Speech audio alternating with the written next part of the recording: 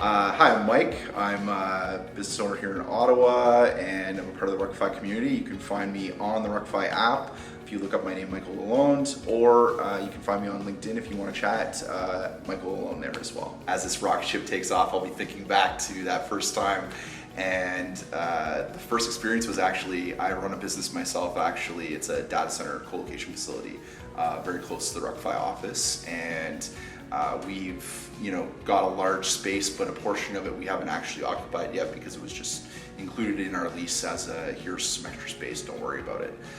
So we had this extra space, and somebody who was part of the Ruckify community had reached out and asked, I need a place to do this extra work. I can't really do it at my house anymore. There's not enough space. I can't do it at my business because there's not enough space there. And he actually needed to make t-shirts. So he's got an actual t-shirt press. He's going through all the work of, actually making these by hand. He had reached out and said, I need a space for this. So somebody had contacted me from Ruckify and said, hey, I know you have a data center and you have a big space. Like, do you have spare space? And I said, yes, I do. And it was a perfect fit. So we met, talked together. One of the actual first promo flyers was like me and this guy who ended up being the renter. His name's Kurt, who runs a gym, and us shaking hands and sealing the deal, as it were.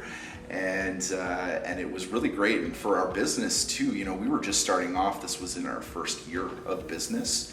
So to get that extra revenue on our bottom line for that period where we weren't using the space was actually quite beneficial. We were getting hundreds of dollars a month, which we would not have had in revenue. And then lo and behold, no more than 2 months after he moved out and found another space that was more permanent, we've actually taken that space now, and our business has done really well, and we'll be expanding into that space. It's a great kind of in-between solution for a lot of people. I think a lot of people don't realize the things that they have in their toolkit. They don't realize, oh, I have these things or those things, and they just sit around and they aren't used to their full utilization. I think that's kind of the story of Ruckify, right?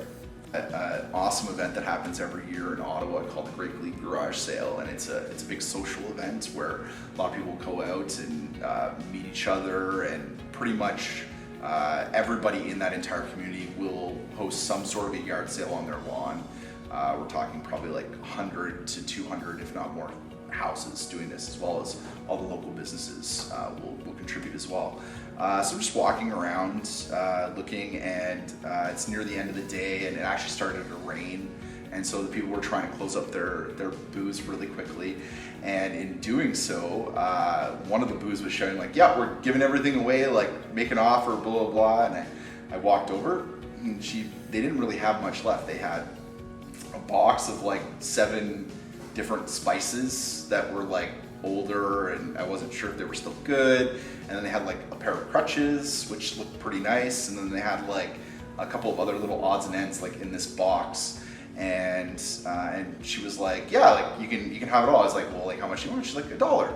I was like, are you sure? And she's like, yeah, like $1. I was like, okay. She's like, yeah, it goes for charity. This stuff is all gonna go in the trash afterwards. Again, going to a landfill. Like, who wants to send stuff to a landfill, right? So what I said was, okay, I'll give you $1, like no problem. I'm gonna have to figure out a way to carry it. So like I'm juggling all this stuff, bring it back to my car, and I'm like, I don't know if I'll ever need these crutches, but I might.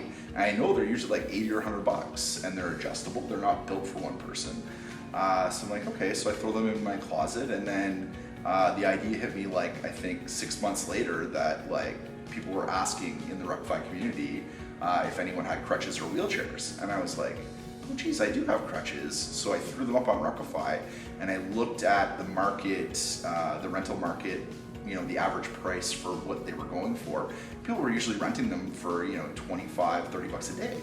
And I was like, okay, well, throw it up for $30 and see if anyone wants it. And not once, but twice, people have reached out and wanted to rent them and actually rented them. So I've essentially made like a 30 to 60 times return on my investment. Plus I've used the spices in some cooking. So I'm like really up on profit. So yeah, it's a pretty cool story.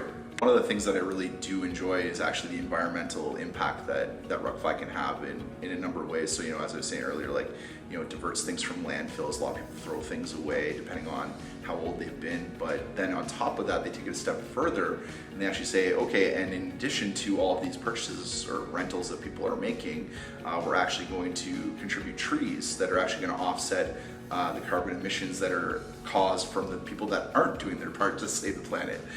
So I think that's a really cool and unique thing about it as well. A lot of companies are hopping kind of on that bandwagon, so to speak, but to be a company that your focus is an environmental impact focus and then to also be contributing in such a way, I think is very meaningful and impactful.